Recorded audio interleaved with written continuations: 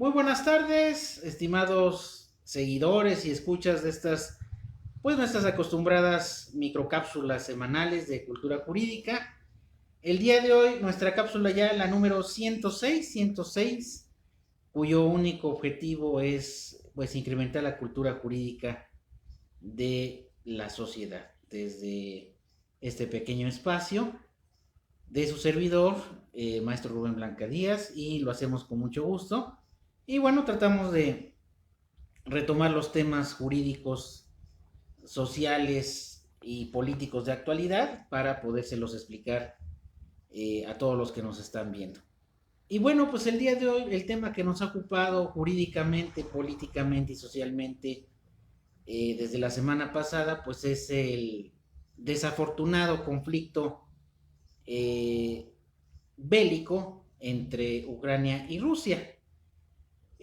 Para iniciar este tema, me gustaría comentar que mucho se menciona el derecho internacional, la violación del derecho internacional.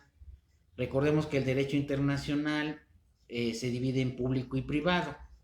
Y para el tema de los estados-nación, con su relación con otros estados-nación y con organismos internacionales, pues se aplica el derecho internacional público, que regula, son esas normas que regulan las relaciones jurídicas que se dan entre Estado y Estado, entre Estado-Nación y Estado-Nación, entre un país y otro, o otros países, y los organismos internacionales.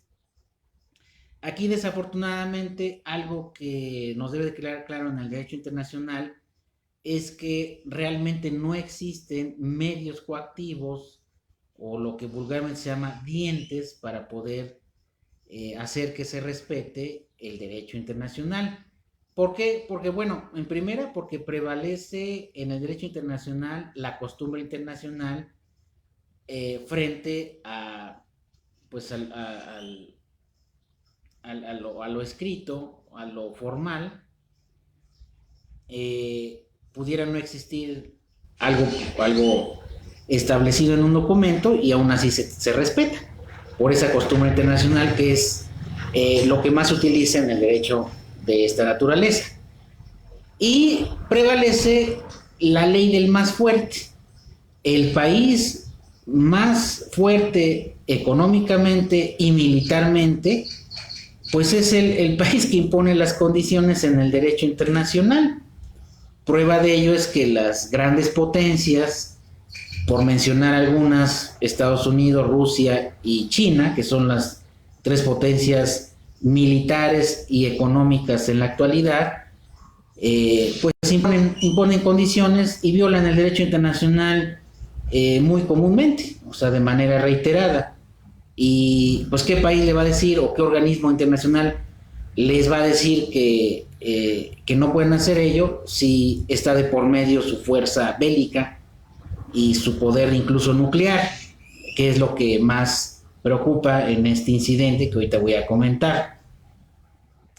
Y además recordemos que tanto acuerdos o convenios internacionales o el derecho internacional, pues existen organismos que tratan de que se respeten esas reglas que se han dado uno o varios países entre sí, y además que han sido ratificados y regulados por organismos internacionales. Prueba de ello es que la ONU pues es ese organismo de derecho internacional que surge después de la Segunda Guerra Mundial con el objetivo de garantizar la paz, la seguridad internacional, conformado por la mayor parte de los países, pero desafortunadamente muchas de sus actividades y sus resoluciones, a pesar de estar en el marco del derecho internacional, pues no tienen las herramientas suficientes y necesarias para poder hacer respetar esas normas de carácter internacional, como es el caso en este conflicto bélico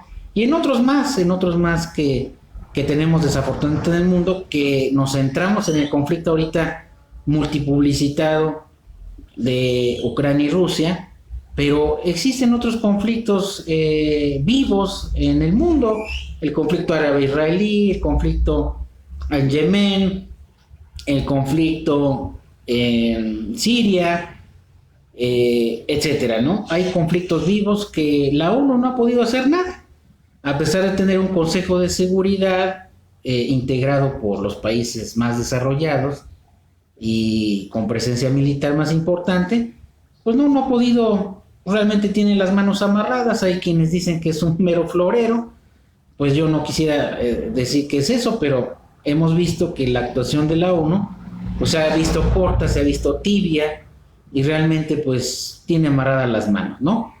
¿Por qué? Porque precisamente como lo he comentado, en el derecho internacional prevalece la ley del más fuerte, del más potente, del militarmente más con mayores armas y el que económicamente impone condiciones, ¿no? Ahora, con respecto al conflicto entre Ucrania y Rusia, primero de cuentas habría que ahondar en los antecedentes del problema. De hecho, esto ya lo han dicho algunos investigadores en el área de las relaciones internacionales, donde se afirma y se reafirma que en Ucrania ya había antecedentes desde el 2014 de agresiones a grupos étnicos y sociales bien definidos en el norte de Ucrania, y que no tienen meses ni días, tienen años, en donde el régimen ucraniano, el actual y el anterior, pues han agredido militarmente a esos grupos prorrusos, al parecer, ¿no? Esto quiere decir que el problema no es de ahorita, el problema es que ya existía un conflicto militar al interior de Ucrania con provincias o lugares que pues obviamente sabemos que antes pertenecía a Rusia, y que bueno, eso origina que en virtud de esos conflictos ya añejos intervenga Rusia, y pues realmente lo que se está dando es un conflicto bilateral, un conflicto inicialmente entre dos países, donde se viola pues el Estatuto de Roma, porque por ahí hay un delito de carácter internacional que es el crimen de agresión. El crimen de agresión es cuando un país invade y agrede bélicamente a otro, sin tener ningún tipo de justificación.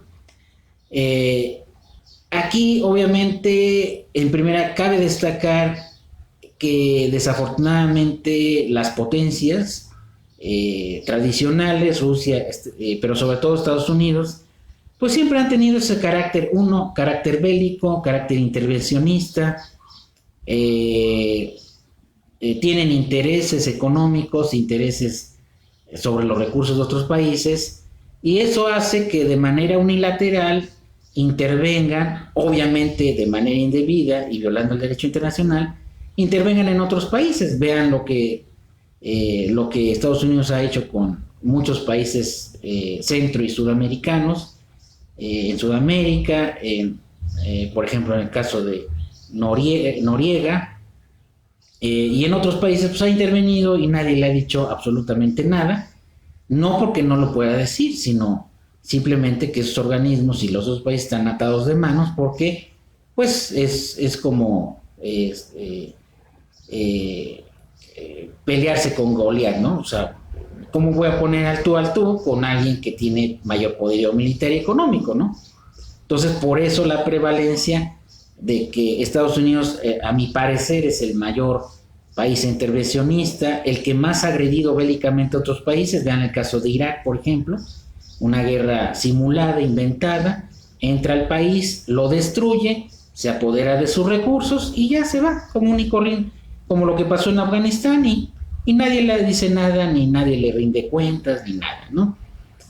E igualmente también, como en el antecedente del tema ucraniano, por ahí se comenta, no tengo certeza, de que está de por medio el litio, que es una fuente de riqueza actual en ese país. Igualmente, pues recientemente Estados Unidos amenazó de que pues iba a presionar a otros países europeos, Alemania específicamente, para que no se construyera el gasoducto, el Nord Stream 2, y además se bloqueara el Nord Stream 1, o sea, el proveedor de gas natural de Rusia hacia hacia Europa, y Estados Unidos, nada más por esa hegemonía, por esa supremacía bélica y económica, pues interviene en otros países, les dice qué hacer, y pues esos países no tienen otra más que obedecer y apegarse a esas líneas, ¿no? Esto ha sucedido por cientos de años, esto no es nuevo, y bueno, se retoma también el tema de la OTAN, de la Organización del Tratado del Atlántico Norte, que es un tratado donde varios países de Europa, del Atlántico Norte, se unen para protegerse bélicamente en contra de una posible agresión en ese entonces del bloque comunista. Y bueno, también motivo de este litigio, de esta controversia bélica ya, es que pues Ucrania quiere ser parte de la OTAN. Rusia dice que eso no puede ser posible porque se están violando los acuerdos de Minsk, que se habían firmado anteriormente. ¿Eso qué quiere decir? Que hay varias condiciones en donde acuerdos internacionales entre dos o más países se rompen. Y no se han roto ahorita, se han roto por décadas. Por ejemplo, el caso de el respeto territorial entre Israel y Palestina, pues se viola a diario. Israel viola esos acuerdos internacionales, invade territorios palestinos y pues ¿qué se puede hacer? Pues nada, porque prevalece la ley del más fuerte. Entonces yo creo que nadie se debería de decir sorprendido de que suceda este conflicto, porque pues, realmente lo que estamos viendo es cómo la hegemonía de ciertos países, Estados Unidos, en este caso Rusia, haciendo uso de su poder bélico y pues de su facultad de imperio, pues imponen ciertas condiciones. Hay comentarios de que una parte trata de imponer su condición. Hay otro comentario en donde Rusia dicen que es el que trata de imponer sus condiciones.